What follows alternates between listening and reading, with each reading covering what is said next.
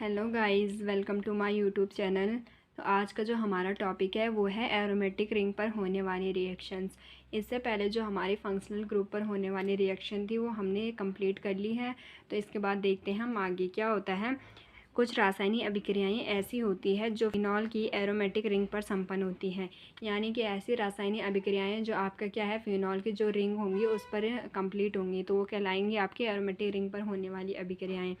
जो आपका OH group होता है, जो इसके ऊपर फंक्शनल ग्रुप होता है, वो क्या आपका एक सक्रिय समूह होता है, जिस कारण क्या होता है ये ऑर्थो और पैरा स्थान पर प्रतिस्थापन क्रियाएं देता है, यानी कि ऑर्थो और पैरा स्थान पर ही रिएक्शन होती है।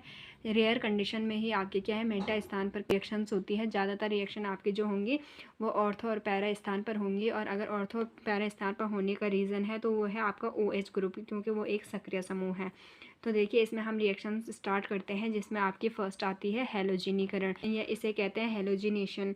तो क्या होता है, जब फिनॉल को जल या ब्रोमीन के साथ मिक्स करते हैं तो 2,4,6 ट्राइब्रोमोफिनॉल का सफ़ेद अवक्षेप प्राप्त होता है। क्या होता है, जब फिनॉल को जल या ब्रोमीन के साथ मिक्स करेंगे तो ये है आपका यहाँ पर फिनॉल, और ये है ब्रोमीन। ब्रोमीन का सूत्र आपको पता है Br2 होता है। तो यहाँ पर हम ब्रोमीन के ले लेते हैं 3 मॉलिक्यूल। तो यहाँ पर हो गए 3 मॉलिक्यूल ब्रोमीन के, और ये है आपका फिनॉल। तो क्या हो जाएगा, यहाँ पर जब 3 ब्रोमीन यहाँ पर जुड़ेंगे तो देखिए 2,4,6 का मतलब है, देखिए यहाँ से गिनना स्टार्ट करते हैं तो यहाँ पर 1 होता है, 1 2 3 4 5 6। तो क्या होगा 2 4 और 6, इन 3 जगह पर क्या है आपका ब्रोमीन आकर जुड़ जाएगा। तो यहाँ पर 6 ब्रोमीन है, 6 में से 3 यहाँ जुड़ जाएंगे। तो यहाँ पर जुड़ेंगे तो यहाँ से एक एक हाइड्रोजन बाहर निकलेंगे, तभी ब्रोमीन के जुड़ने के लिए यहाँ पर बॉन्ड खाली होंगे। तो यहाँ के जब H बाहर निकलेंगे तो यहाँ से 3 ब्रोमीन के साथ 3HBr बाहर निकल जाएंगे, और बचे हुए 3 ब्रोमीन क्या है यहाँ पर जुड़ जाएंगे। तो ये जुड़ जाएंगे यहाँ पर 2 4 6। तो ये हो जाएगा आपका 2,4,6 ट्राइब्रोमोफिनॉल। आपका फर्स्ट हैलोजनीकरण कंप्लीट। क्या होता है, यदि हम इसी की जगह पर हम ब्रोमिनीकरण ऐसे करेंगे, देखिए यदि क्या करते हैं, यदि ब्रोमिनीकरण 243 केल्विन टेम्परेचर पर CH2 कार्बन डाइसल्फाइड की उपस्थिति में करते हैं तो ऑर्थो व पैरा समवायी रूप प्राप्त होते हैं। क्या होता है, जब हम क्या करेंगे इसकी जगह ब्रोमीन, अगर हम इसमें 243 डिग्री केल्विन टेम्परेचर लेते हैं और तब ब्रोमीन की रिएक्शन करवाते हैं तो क्या होता है आपका, देखिए ये है फिनॉल। फिनॉल पर हम करेंगे ब्रोमीन की रिएक्शन। जब इसकी रिएक्शन करेंगे किसकी उपस्थिति में, CH2 की उपस्थिति में, और साथ में इस पर क्या हो जा साथ में इसमें क्या हो जाएगा आपका 243 डिग्री केल्विन टेम्परेचर भी है। तो क्या हो जाएगा यहाँ से Br नेगेटिव का, और जहाँ पर ये जुड़ेगा ऑर्थो या फिर पैरा स्थान पर जुड़ सकता है, तो जहाँ पर भी जुड़ेगा तो वहाँ से आपका क्या है H बाहर निकलेगा इस Br के साथ HBr, और जो बचा हुआ Br है वो वहाँ पर जुड़ जाएगा। तो देखिए ये ऑर्थो पर जुड़ेगा, और यदि पैरा से निकलेगा तो यहाँ पर पैरा पर जुड़ जाएंगे, तो इसके ऑर्थो पैरा समवायी रूप प्राप्त हो जाएंगे। तो ये तो हो गया आपका ब्रोमिनीकरण कि किस प्रकार से होता है। फिर इसके बाद जो नेक्स्ट आता है वो है आपका नाइट्रीकरण। नाइट्रीकरण में क्या होता है, देखिए जब फिनॉल का नाइट्रीकरण तनु HNO3 के द्वारा 293 डिग्री केल्विन टेम्परेचर पर करते हैं तो ऑर्थो पैरा नाइट्रोफिनॉल प्राप्त होते हैं। क्या होता है, जब हम 293 डिग्री केल्विन टेम्परेचर पर करेंगे तो आपको ऑर्थो और पैरा नाइट्रोफिनॉल प्राप्त होंगे। लेकिन इसकी जगह क्या है, यदि नाइट्रीकरण हम क्या करेंगे कंसनट्रेट HNO3 के द्वारा सांद्र H2SO4 की उपस्थिति में, जब कैटलिस्ट 293 डिग्री टेम्परेचर होगा तो क्या हो जाएगा ऑर्थो पैरा नाइट्रोफिनॉल प्राप्त होगा। और इसी की जगह अगर क्या होगा टेम्परेचर H2SO4 कंसनट्रेट H2SO4 होगा तो क्या हो जाएगा 2,4,6 ट्राई नाइट्रोफिनॉल, या इसे हम कहते हैं पिक्रिक एसिड प्राप्त होता है। तो देखिए किस प्रकार से नाइट्रीकरण होता है। ये है आपका फिनॉल। फिनॉल पर हम करते हैं नाइट्रिक अम्ल की रिएक्शन। नाइट्रिक अम्ल का फॉर्मूला होता है HNO3। HNO3 होगा तो इसे हमने इस प्रकार से लिख दिया है, OH इधर और NO2 इधर। तो क्या हो जाएगा, यहाँ से आपका हो जाएगा OH नेगेटिव का, और जहाँ पर NO2 ग्रुप जुड़ेगा वहाँ से H पॉजिटिव का निकल जाएगा, तो H2O बाहर निकल जाएगा। फिर यहाँ पर बॉन्ड खाली हो गया, NO2 जाकर यहाँ पर जुड़ जाएगा। तो देखिए यहाँ पर जुड़ गया, यहाँ ऑर्थो पर जुड़ेगा, या फिर इसकी जगह आप यहाँ पर पैरा पर भी जोड़ सकते हैं। तो ये क्या हो जाएगा ऑर्थो पैरा समवायी रूप प्राप्त हो जाएंगे। और यहाँ पर देखिए हमने 293 केल्विन टेम्परेचर पर रिएक्शन करवाई थी, और इसकी जगह जब हम कंसनट्रेट H2SO4 की प्रेजेंस में करवाएंगे तो क्या होता है, देखिए ये है आपका फिनॉल। फिनॉल पर हम कराते हैं 3 मॉलिक्यूल नाइट्रिक अम्ल की रिएक्शन। नाइट्रिक अम्ल का फॉर्मूला वही HNO3 होता है, इसे हमने बोल कर लिख दिया है ताकि यहाँ से हमें OH नेगेटिव का मिल जाए। तो क्या हो जाएगा, यहाँ से OH नेगेटिव NO2 पॉजिटिव, तो इसे हमने इस तरह से लिख दिया है। तो क्या हो जाएगा NO2 की 3 मॉलिक्यूल जाकर 3 स्थान पर जुड़ जाएंगे 2 4 6। 246 जगह पर जुड़ जाएंगे और तो क्या हो जाएंगे, यहाँ से 3 H बाहर निकलेंगे और 3 OH नेगेटिव के हैं, 3 तो वाटर के मॉलिक्यूल यहाँ से बाहर निकल जाएंगे और साथ में जो बचे हुए 3 NO2 है वो जाकर क्या है तीनों स्थान पर जुड़ जाएंगे। तो ये हो जाएगा आपका 246 ट्राई नाइट्रोफिनॉल, या इसे कहते हैं पिक्रिक एसिड। तो ये आपको ध्यान रखना है कि क्या होता है जब H2SO4 के प्रेजेंस में कराते हैं तो पिक्रिक एसिड प्राप्त होता है, और यदि 293 केल्विन टेम्परेचर पर कराएंगे तो क्या आपका केवल ऑर्थो और पैरा समावयी रूप प्राप्त होंगे। फिर ये हुआ आपका नाइट्रीकरण कंप्लीट। फिर इसके बाद आपका आता है सल्फोनीकरण। देखिए इनके नाम से ही आपको पता चल रहा होगा कि नाइट्रीकरण का मतलब नाइट्रिक अम्ल की रिएक्शन और सल्फोनीकरण मतलब होगा अब सल्फ्यूरिक अम्ल की रिएक्शन। तो देखिए किस प्रकार से होता है सल्फ्यूरिक अम्ल की रिएक्शन।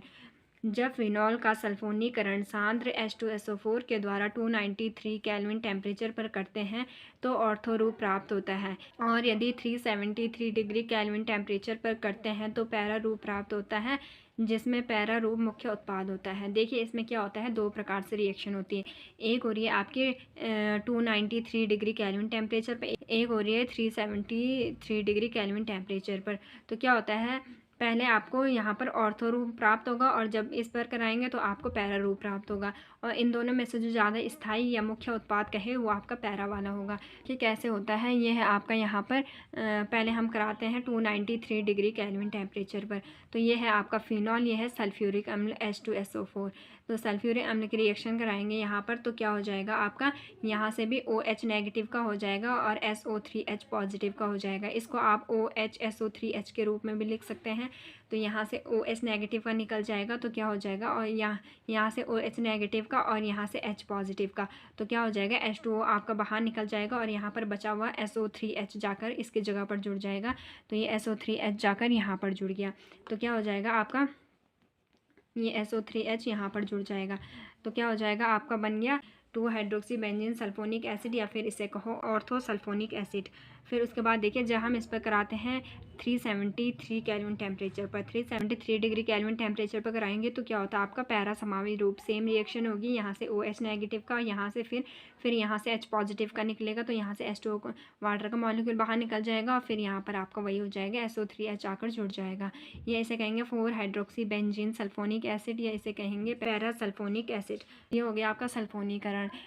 फिर इसके बाद आपकी आती है फ्रीडल क्राफ्ट अभिक्रिया। तो क्या होता है, जब फिनॉल को निर्जल AlCl3 की उपस्थिति में एल्किल क्लोराइड, या इसे हम कहते हैं मेथिल क्लोराइड या एसिटल क्लोराइड के साथ मिक्स करते हैं तो ऑर्थो पैरा समावयी रूप प्राप्त होते हैं, जिसे क्रमशः फ्रीडल क्राफ्ट एल्किलीकरण और फ्रीडल क्राफ्ट एसिटिलीकरण कहते हैं, या एसिलीकरण कहते हैं। तो क्या होता है आपका, देखिए पहले फ्रीडल क्राफ्ट एल्किलीकरण समझते हैं कि क्या होता है। देखिए क्या होता है, ये आपका फिनॉल जब हम इस पर एल्किल क्लोराइड की रिएक्शन करते हैं, या इसे मेथिल क्लोराइड भी कह सकते हैं क्योंकि ये आपका मेथिल ग्रुप है। तो क्या हो जाएगा आपका, यहाँ से Cl नेगेटिव का और यहाँ से एक H निकलेगा पॉजिटिव का, तो HCl आपका बाहर निकल जाएगा। यहाँ का H बाहर निकल गया तो यहाँ पर एक बॉन्ड खाली हो गया तो ये CH3 जाकर यहाँ पर जुड़ जाएगा। तो ये आपका हो जाएगा यहाँ पर 2 मेथिल फिनॉल, या इसे कहें ऑर्थोमेथिल फिनॉल। यदि इसकी जगह हम रिएक्शन पैरा स्थान पर कराते हैं तो क्या हो जाएगा 4 मेथिल फिनॉल या पैरा मेथिल फिनॉल। तो ये 2 समावयी रूप प्राप्त होते हैं और एल्किलीकरण ही हो गया आपका। उसके बाद आता है एसिटिलीकरण। एसिटिलीकरण क्या होता है, जब क्या करते हैं हम फिनॉल पर एसिटल क्लोराइड की रिएक्शन करवाते हैं। देखिए नाम से ही पता चल रहा है, एल्किलीकरण मतलब एल्किल क्लोराइड की रिएक्शन और एसिटिलीकरण मतलब एसिटल क्लोराइड की रिएक्शन। जहाँ हम एसिटल क्लोराइड की रिएक्शन करते हैं तो क्या होता है, यह है आपका फिनॉल पर हम एसिटल क्लोराइड की रिएक्शन करेंगे। एसिटल क्लोराइड का फॉर्मूला होता है CH3COCl। तो इसे हमने इस तरह से लिख दिया है। तो यहाँ से क्या हो जाएगा आपका, यहाँ से बॉन्ड टूटेंगे तो Cl पर नेगेटिव आ जाएगा। तो जहाँ पर ये जुड़ेगा, अगर ऑर्थो स्थान पर जुड़ेगा तो यहाँ से H निकलेगा, और अगर पैरा स्थान पर जुड़ेगा तो यहाँ से H निकलेगा। तो देखिए ऑर्थो स्थान पर जुड़ेगा तो यहाँ से H बाहर निकल जाएगा तो यहाँ का बॉन्ड खाली हो जाएगा। यहाँ का H पॉजिटिव का इस Cl नेगेटिव के साथ HCl के रूप में बाहर निकल जाएगा, और यहाँ बचा हुआ COCH3 जाकर यहाँ पर जुड़ जाएगा। यह COCH3 आपका यहाँ पर जुड़ गया। या फिर अगर पैरा स्थान पर कराएंगे तो पैरा स्थान पर जुड़ जाएगा, तो आपको यहाँ पर ऑर्थो पैरा समावयी रूप प्राप्त हो जाएंगे। इसको कहेंगे 2 हाइड्रोक्सी एसिटोफिनॉल, या कहेंगे इससे ऑर्थो एसिटोफिनॉल, और ये हो जाएगा आपका 4 हाइड्रोक्सी एसिटोफिनॉल, या इसे कहेंगे पैरा हाइड्रोक्सी एसिटोफिनॉल। ये हो गया आपका फ्रीडल क्राफ्ट एल्किलीकरण और फ्रीडल क्राफ्ट एसिटिलीकरण। फिर इसके बाद जो नेक्स्ट रिएक्शन है उसे देखते हैं। देखिए इसके बाद आपकी आती है कॉल्वे सिमट अभिक्रिया। इस पर इंपॉर्टेंट लगा दीजिए, ये रिएक्शन कई बार पेपरों में पूछी गई है। तो क्या होता है, जब सोडियम फिनॉक्साइड को CO2 के साथ 6 to 7 atm दाब और 400 केल्विन टेम्परेचर पर हीट करते हैं तो एक योगात्मक उत्पाद प्राप्त होता है। पहले क्या है, एक योगात्मक उत्पाद प्राप्त होगा, फिर क्या होगा, जो पुनर्विन्यासित होकर सोडियम सल्फेट देता है, जिसका फिर हम जल अपघटन कराएंगे तो उसका जल अपघटन क्या है, अम्लीय माध्यम में करने से सैलिसिलिक अम्ल प्राप्त होता है। तो किस प्रकार से होता है, देखिए ये है आपका सोडियम फिनॉक्साइड। सोडियम फिनॉक्साइड का C6H5ONA होता है अणुसूत्र। इस पर हम करते हैं CO2 की रिएक्शन, और इसमें क्या है, 6 to 7 atm दाब है और 400 केल्विन ताप है, प्रेशर और टेम्परेचर। तो क्या होता है, जब CO2 की रिएक्शन करवाते हैं तो पहले योगात्मक उत्पाद प्राप्त होता है। योगात्मक उत्पाद कैसे प्राप्त होगा, तो क्या हो जाएगा, यहाँ का CO2 जाकर यहाँ ऑक्सीजन के बगल में जुड़ जाएगा और Na इसमें आकर लास्ट से जुड़ जाएगा। तो देखिए यहाँ पर O पहले से था, O CO2 जाकर यहाँ पर जुड़ गया है और साथ में ये Na इस पर जुड़ गया। ये हो गया आपका योगात्मक उत्पाद। फिर ये क्या है, पुनर्विन्यासित होकर आपको सोडियम सैलिसिलेट देगा।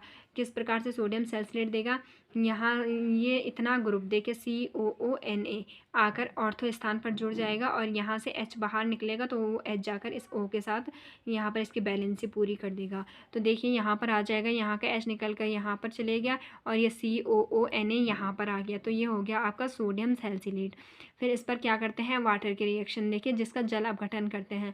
अगर इसका जल अपघटन करेंगे, जल अपघटन का मतलब वाटर की रिएक्शन, वाटर की रिएक्शन करेंगे तो यहाँ से H पॉजिटिव का OH नेगेटिव का होता है, जो यहाँ से OH नेगेटिव और यहाँ से आपका जो सोडियम है, सोडियम आपको पता है मेटल है तो मेटल पर पॉजिटिव चार्ज होता है, तो यहाँ का Na पॉजिटिव, यहाँ से OH नेगेटिव, यहाँ से निकल जाएगा आपका NaOH बाहर, यहाँ से NaOH बाहर निकल गया और ये H जाकर यहाँ O की बैलेंस पूरी कर देगा।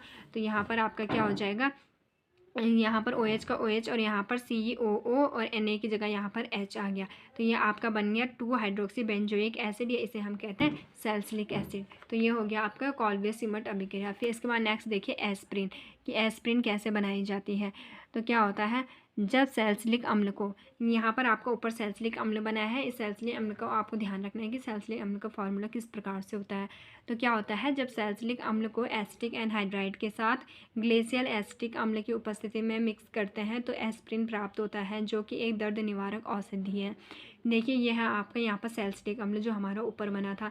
सैलिसिलिक अम्ल को ले लिया, इस पर हम करते हैं किसकी, एसिटिक एनहाइड्राइड की रिएक्शन। एसिटिक एनहाइड्राइड का फॉर्मूला आपको पता है, पीछे भी कई बार हमने इसकी रिएक्शन कर ली है। तो क्या होता है, एसिटिक एनहाइड्राइड CH3CO का होल ट्वाइस O। फिर हम इसे खोल के लिख देते हैं ताकि क्या है, हम इसे तोड़ने में आसानी हो। तो इसे हमने खोल के लिख दिया है, तो क्या हो जाएगा, आप बॉन्ड तोड़िए, यहाँ से भी तोड़ सकते हैं, यहाँ से भी तोड़ सकते हैं। तो हम यहाँ से बॉन्ड तोड़ते हैं तो जिस तरफ ऑक्सीजन जाता है उस पर माइनस होता है, तो इस पर माइनस हो जाएगा, तो यहाँ से CH3COO माइनस का और साथ में यहाँ का H जो है आपका पॉजिटिव का, तो ये निकल जाएगा यहाँ से एसिटिक एसिड बाहर, और जो बचा हुआ CH3COO है वो इसके साथ जुड़ जाएगा, क्योंकि यहाँ का H निकल गया, यहाँ पर बॉन्ड खाली हो रहा है, तो यहाँ पर जाकर COCH3 जुड़ जाएगा और यहाँ पर COOH का COH रहेगा। IUPAC नाम होता है इसका 2-एसिटॉक्सी बेंजोइक एसिड, लेकिन इसका नॉर्मली जो नाम है, कॉमन नाम, वो है एस्प्रिन, जो कि आपके क्या है, एक दर्द निवारक औषधि है। तो ये वाली रिएक्शन भी हमारी कंप्लीट हो गई है। तो इसके आगे की जो और रिएक्शंस हैं उनको हम नेक्स्ट लेक्चर में पढ़ेंगे। तो आज के लिए इतना ही। इन जितनी रिएक्शंस मैंने आज आपको करवाई है इनको एक बार प्रैक्टिस ज़रूर कीजिए, क्योंकि जितनी ज़्यादा प्रैक्टिस करेंगे उतनी जल्दी आपको समझ में आ जाएगा। तो आई होप आज का लेक्चर भी आपको समझ में आ गया होगा। Thank you.